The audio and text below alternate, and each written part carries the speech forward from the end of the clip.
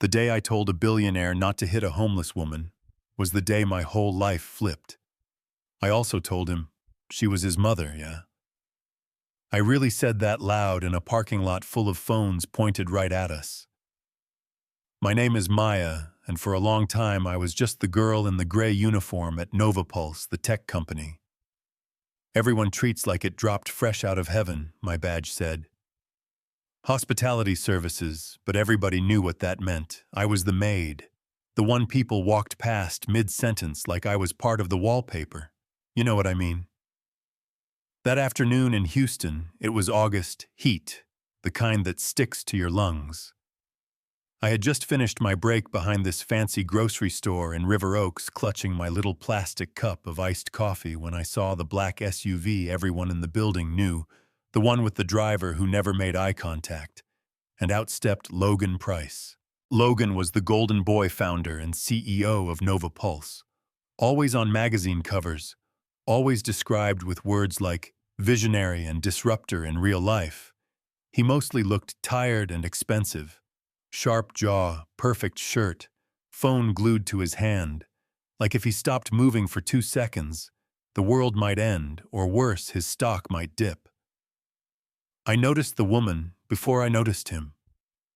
Though she was standing near the automatic doors, wrapped in layers of faded blue cloth skin, like worn leather eyes, restless but soft, one of those people the city trains you to step around and pretend you don't see. She had one hand on her stomach, like she was holding herself together, murmuring something I couldn't catch. Logan started walking toward the entrance, jaw tight, probably still carrying that boardroom fight in his head, and she reached out just 2 shaking fingers on the edge of his sleeve, not grabbing more, like pleading. Her voice was thin, but I heard it. "Sir, just some bread, please.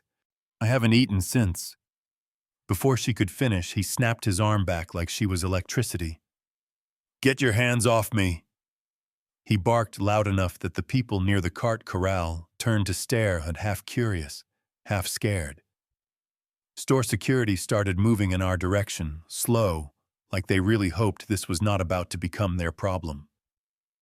She didn't step away, her hand dropped, but her body stayed right there in front of him, and that did something to him, you could see it. Something in his eyes went from tired to furious. In 1 second, like all the pressure, the meetings, the deals needed somewhere to land, and this hungry woman had dared to be too close, too human. He rolled his shoulders, stepped into her space, and I saw his hand start to rise. That's the moment when your brain splits. One part tells you, stay out of it, this man signs your paycheck. The other part is your grandma's voice in the back of your head saying, if you stay quiet while somebody gets hurt, you're part of it, and that part of me won before I even knew what I was doing. I heard my own voice cut through the heat. Stop, don't hit her, that's your mother. You ever hear yourself say something and you're shocked like everybody else? That was me. My heart was hammering so loud, I could hear it over the parking lot. Noise phones were already coming up. Little black rectangles turning toward us like a firing squad. And Logan turned too slow, dangerous, like someone had hit a dimmer switch on his temper instead of turning it off. "What did you just say?" he asked. Not yelling this time, but his voice was razor sharp. I swallowed and tasted metal because apparently my body had decided to start bleeding before my brain caught up. But my mouth kept going. I said, don't hit her, she's your mother. Somebody behind us laughed under their breath. You know that cruel laugh people use when they think they already know the story. There she goes, always chasing drama. I'd heard people talk about me like that before, the opinionated maid, the girl from the wrong neighborhood who doesn't know her place. I could feel their eyes on my uniform, not on my face. The woman at his feet reached for his pant leg, fingers trembling. Logan, my boy, please, just bread. The moment she said his name, my skin prickled.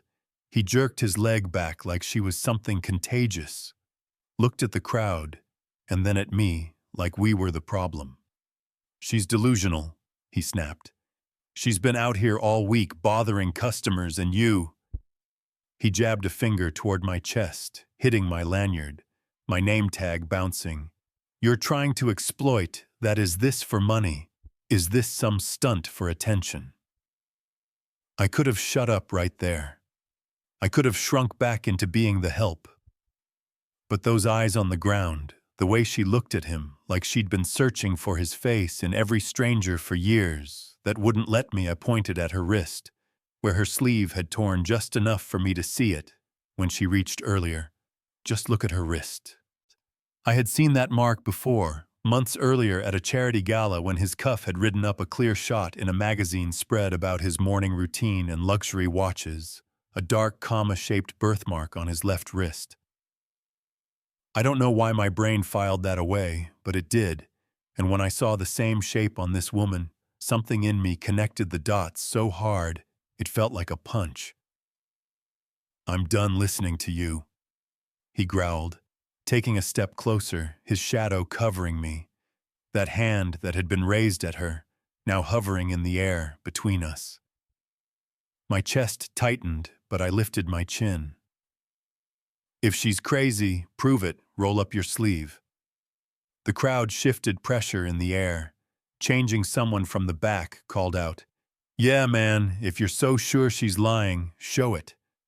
And just like that, the story wasn't just between the billionaire and the maid anymore. It belonged to everyone with their cameras ready to capture a fall. Logan's jaw flexed. You could almost see the math in his head.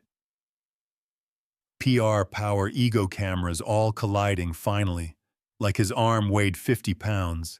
He tugged his cuff back, and there it was, that same small, dark mark, comma-shaped against his skin. The parking lot went silent. Even the cartwheels stopped squeaking for a second. One of those heavy silences that lands on your shoulders. The old woman's hand lifted shaking, and she cupped his cheek like he was still 5 years old, tears cutting paths through the dust on her face. "My boy," she whispered, voice cracking, "I looked for you in every crowd." The fight went out of him so fast his knees buckled. This man, who could make whole departments terrified with an email, just dropped on the hot pavement and grabbed her like he was the one drowning. His words came out small, shocked. "I almost hit you, and I hit her." His eyes flicked to me, and something like horror washed over his face. Before any of us could process it, her body went limp. Rolling back, I caught her shoulders, yelling for help. "She's fainting. We need to move now." Business instincts kicked back on in his brain. He snapped at his driver at security. "Get the car now. We're going to the hospital." And just like that, the billionaire, the bruised maid, and the woman he thought he'd buried 15 years ago were packed into the back of a black SUV, the cameras chasing us as we pulled out. The ride to Memorial Heights was cold and loud, the AC blasting my cheek, throbbing the taste of blood, mixing with cheap hospital napkins I'd pressed to my lip. I sat across from him, one hand braced on the door, the other trying to keep pressure on my face while he held her in his arms, like she was made of glass. He wouldn't look at me at first. He just stared down at her, whispering, "Mama," like he was trying to convince both of them she was real. After a few minutes, he finally spoke, eyes still on her. "That thing you said about the birthmark, how did you even know?" His voice was rough, not angry now, just stunned. I shrugged a little, feeling ridiculous in my gray uniform. "I saw it on her wrist when she reached for you, and I remembered seeing it on yours in that article about your watch collection, the one in the magazine. They zoomed in on your hand. It was right there and then. It was the way she looked at you, like she'd been searching for you forever." He let out this short, broken laugh, not funny at all. "You saw a smudge and built a whole story." I shook my head. "It wasn't just the mark, Logan. Sometimes people's eyes tell on them before their mouths do."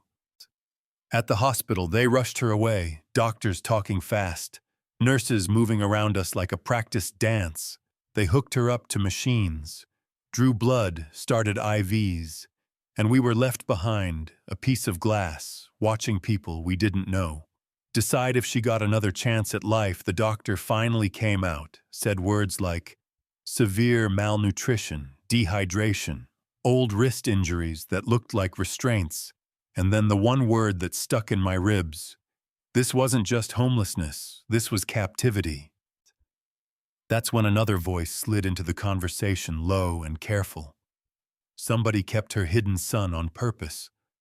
We turned and saw a janitor leaning on his mop. Older black guy with gray in his beard and eyes that had seen a lot more than floors. "Do we know you?" Logan asked already, defensive again. The man shook his head. "Name's Henry. I used to work out at your daddy's old place outside Dallas, back when your mama still laughed in the kitchen. I was there when she started asking too many questions about his will, and I was there the day she just disappeared." He told us about an early version of the will, one that left the company and the estate to Logan with Lila, that was her name, in charge until he was old enough to take over. He told us about the brother-in-law, Uncle Garrett, who stood to lose everything. If that will stood, he talked about how the staff were told one thing, the family another, how a closed casket showed up with no viewing, how anybody who asked got silenced, transferred or paid to forget. "Your mama didn't just wander off," Henry said, looking right at me like he knew I'd be the one who believed him. "Somebody decided she knew too much, and they made her disappear. When we finally got her back into her room and she was awake enough to talk, her voice confirmed every terrible thing she told us about the van that pulled up near the farmer's market, about waking up in a windowless room with a bolt on the door and chains on her wrists, about men who brought food sometimes, who told her Logan had already buried her, that everybody believed she was gone. And it was better this way. She told us about the older guard, who got drunk and fell down the stairs one night, how no one came for days, how she crawled out of that place and wandered until Houston swallowed her up, and nobody believed that a dirty, confused, half-starved black woman could really be the mother of a billionaire. "So I kept this, Ma," she said, nodding toward that cloth bundle on the table. Logan opened it and stared at the rusted chain link inside. "To remind myself I wasn't crazy, that it really happened, that I was real," she whispered, watching him hold that piece of metal with his hand shaking, knowing he'd buried an empty coffin and lived 15 years with a lie sitting right on his wrist. You could almost see his world tilt. He looked at me. Then, not like the maid, but like the only witness who hadn't been bought, and said, "We're going to find out exactly what he did, and we're going to burn it down." That's how I went from cleaning keyboards to cracking open cabinets full of old ledgers at the Price family estate, sneaking through dusty hallways that smelled like money and mold, standing next to a billionaire. While we broke into his uncle's study, found 2 versions of the will, found journal entries with lines like, "Lila asking questions again," and "Silence will be ensured," found bank transfers to shell companies right after her disappearance. That's how we ended up across a coffee shop. Table from Nora, this battle-worn investigative reporter with ink on her fingers, and no patience for rich people excuses, sliding her folders full of receipts, while she listened with that look reporters get when they know the story is real and ugly and going to hurt somebody powerful. When Nora's first article dropped, the internet did what it always does. Half the people were outraged for us, half were outraged at us. She's lying for a paycheck. He's throwing his own family under the bus. But then the footage from the parking lot leaked. That slapped my face, whipping to the side. The birthmarks, the way he dropped when she called him her boy, and suddenly people weren't talking about a faceless conspiracy. They were talking about Logan and Lila and the maid in the gray uniform, who refused to shut up. It should have ended there, right? But Garrett wasn't done. The man had spent his whole life learning how to control a narrative. He wasn't about to let the truth walk free without a fight. That's why the day I walked into Lila's hospital room and found it empty, bed made, monitors unplugged, chart clipped with "discharged by sun" scribbled on it. My blood ran cold. I grabbed the paperwork and stormed into the hall, yelling for Logan.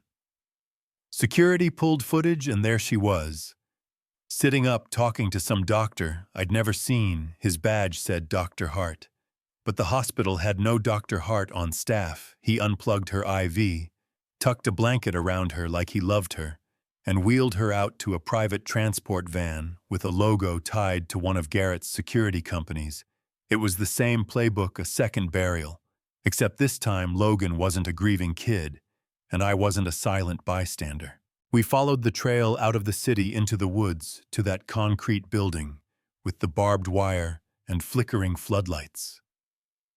We sent a drone through a broken window. Saw her on a thin mattress in a room labeled C5.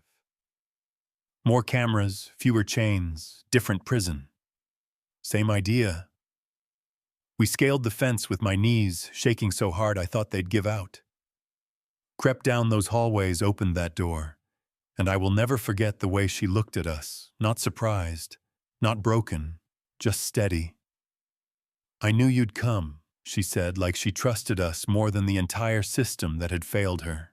2 guards tried to stop us, but the body cam on Logan's chest was already rolling. He lifted it like a weapon, told them, "You touch her, and the whole world sees your face in 5 minutes." They hesitated, listened to whoever was in their earpiece, and stepped aside. That's the thing about people who work for bad men. A lot of them are cowards. They don't want to be the one left holding the bag when the lights come on. Nora posted the rescue video that same morning. The piece of chain in Lila's hand. The documents from Garrett's files. The bank transfers, the fake discharge. She laid it all out. And people couldn't look away. By lunch, the FBI was knocking on Garrett's door. By dinner, his mugshot was on every news channel in America. All that power. All those dinners with politicians. And there he was in an orange jumpsuit staring at a camera that didn't belong to him. Life kept moving after that. The board pushed Logan to step down as CEO. He didn't fight them. He kept his shares but shifted his focus to something bigger than his ego. He poured his energy into a foundation.